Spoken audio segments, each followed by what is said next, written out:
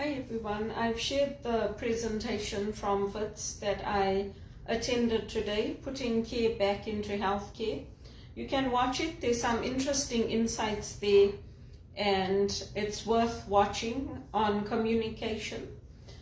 And I wanted to focus today on communication in business. So a lot of the work that I did, especially in my call center work, I was very shocked actually, at how the Americans treated me and some of the Canadians.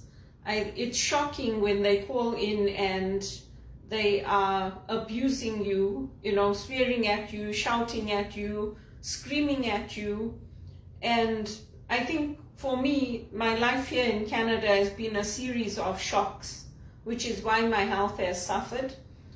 Because you get a culture shock when you come here from England, because it's not the same kind of culture that you have there. The transportation system is something you have to get used to, because we don't have a vast transportation system here like they do in England. And the distances to travel to work are long. When I first came, I had to travel like 3 hours each day. So it was like almost 2 hours to get to work and then 2 hours to get home. So it's a very different culture. And then when you go into your positions, like I came in very confident because I knew that I had worked in legal assistant roles in England. I'd managed HR departments in South Africa, and I'd worked in different positions. I've worked in call centers in South Africa. I worked in retail growing up in the family business, as well as in fast foods for people that we knew. And so some of the skills that we learn, they are just developed naturally if you've been working throughout your life. You are personable with people, you're friendly with people. I mean, here in Canada, I used to go to Tim Hortons and I used to be disgusted sometimes with the way they treated me. They put the thing in the packet and then fling it at you. And I was like, oh wow, is this how you treat people? So, I know it's a big business and they have a lot of people there, waiting for their products, but it was a culture shock for me. And some of the places are filthy. They're not clean, they're not hygienic, they're not well maintained. So, it was a big culture shock for me, because for us, when we have businesses, especially in Africa, we maintain them, we keep them clean. We don't just dictate to people what to do, we do the work alongside them. And here it's like, oh, this is my level, who do you think you're talking to? And I'm like, okay, your level, right? So it's very interesting to see.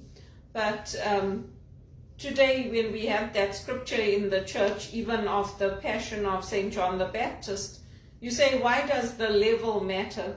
Because if the king is going around beheading people who are trying to help him, just like I got taken to the police station for trying to help the banks, what does it say about that society? And you can say, oh, that was in those days, but it isn't in those days. It's happening now, and it's happening to me. So it's interesting to see how communication affects different things in society. And it's the command and control structure. It's like, you do what we tell you to do or else. And that's how it's run here in Canada. So people just do what we are told to do.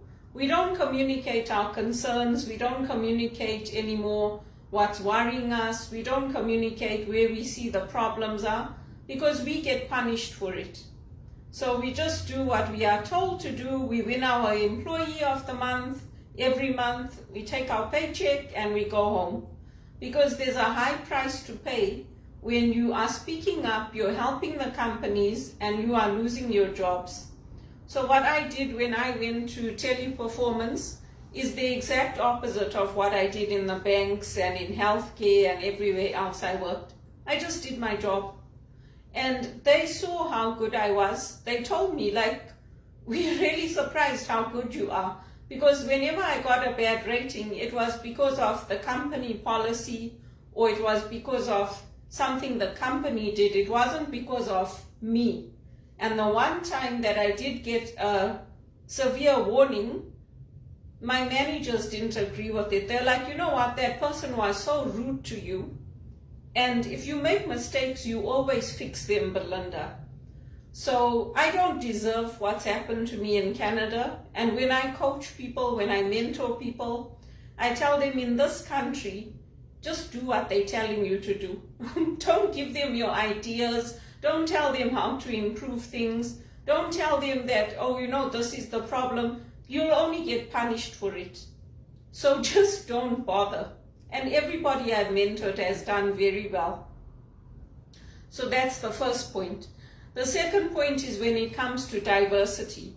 Just the same way it's hard for people who speak English to communicate in another language to people when they go to other countries or when people are within their vicinity.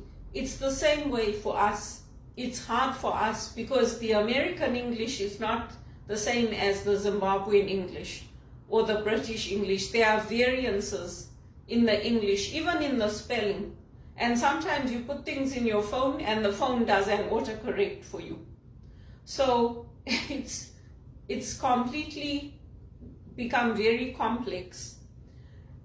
Then there's also this positioning. Like for us, when we come here from Zimbabwe or England, in the morning when we get up, we say good morning, or we say morning.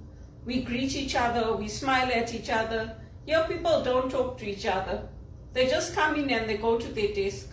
They don't say good morning, they don't talk to each other. And it's like, oh, this is what we're living in. And if you try to be friendly, people misinterpret it. So you just have to come in, go to your desk and just do your job and go home. And then also with culture, they talk about direct versus indirect culture. So for some people, if you look them in the eye, they don't like it. For other people, if you look them in the eye, they like it. So it really depends. It's so complicated. You have to get used to how, if you're working with an executive, you have to get used to how they like things done, and they expect you to think for them. You're very lucky if you work with an executive who will tell you, this is how I want it, and if you make mistakes, they give you a chance to correct it. Here, they just fire you. You make one mistake, they'll say, I didn't like her that, I didn't like her attitude, I didn't like how she said this, just get rid of her. That's exactly what happens to me. So if you're not focusing on us, if you're not focusing on how to make things better for us, expect your customer service, your delivery, your work getting done, expect it to go down because your workers are not going to do their best job for you. Why should they? And if you don't care about our health and safety, why should we care about your company? If you care about us, if you buy us screen protectors for our eyes, to protect our eyes, if you give us regular breaks, if you schedule shifts for when it's going to be good for our health, if you help us, we help the company. We do a good job. And any company knows that, but except in North America. In North America, they want you to first be grateful that you have the job, do what I do, almost kill yourself, and you still don't get the breaks. And also, I pointed out starting at home, communicating in the mother tongue. Not everybody that comes here has English as their mother tongue. Some people speak 5 or 6 other languages, and English is their second language. So take that into consideration. The other thing is that they'll say they didn't like how you say it, or they'll say, you know what, it's scripted. When actually it's not, but it's their mindset. They think that the way we are is scripted. They think that the work we're doing is scripted, when actually it's not. It's not scripted. That's how we are. We are professional, we are courteous, we are respectful, we are professional. That's how we are. So if you can't get your head around that and you're from North America, you need to wake up, because there's a whole other world. You'll find that in America, when they have things, like when they have their football season or their tennis or whatever, they'll say World Games, and it's only for the US, or it's only for the US and Canada. Really, is that the world? No, it isn't. There's a whole world out there, and it doesn't revolve around you. And like when we had COVID, people used to swear at me, shout at me. They know that there's COVID. They know that the goods are not reaching places on time. They know there's forest fires. They know there's floods, but they take it out on me. So, you know what? It's time that North Americans actually grew up and reward the right people for the right behaviors, and reward people like me and give us good jobs instead of punishing us. Because it's really not fair to us. It really isn't. It's absolutely discrimination, and like it shows in the Passion of St. John Baptist today, it starts at the top. Because if what they did to me, it starts at the top. It starts with the laws of this country. It starts with how things get done. It starts on whether they want to know your opinion or not. And for me, why did I do so well at Teleperformance? I just did my job. That's all I did. I didn't give them, when they asked me, I gave them suggestions. Other than that, I did nothing. They told me, we don't like how you're talking, I changed it. They told me, oh, we don't like how you're saying this, I changed it. Why? I needed to put food on the table. That's how I mentor people, and that's how I coach people. And that's how we have to communicate now. That's how we have to live.